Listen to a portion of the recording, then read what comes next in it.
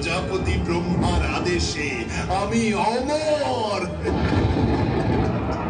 প্রজাপতি ব্রহ্মার আশীর্বাদে কোন মানুষ, পশু বা দেবতা তোমায় হত্যা করতে পারবে না। আমি না মানুষ, না দেবতা, না পশু, এখন না দিন না রাত। আমি তোমাকে কোনো অস্ত্র শস্ত্র দিয়ে হত্যা করব না। তোমাকে হত্যা করব আমার নখ দিয়ে।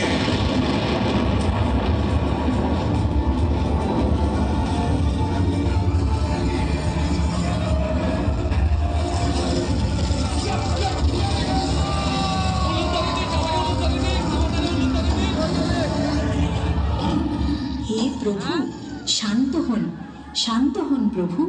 প্রহ্লাদ তার ভক্তি, স্তোত্র ও বিনয়পূর্ণ প্রার্থনার মাধ্যমে প্রভু নৃসিংহ দেবতার ক্রোধ শান্ত করেন।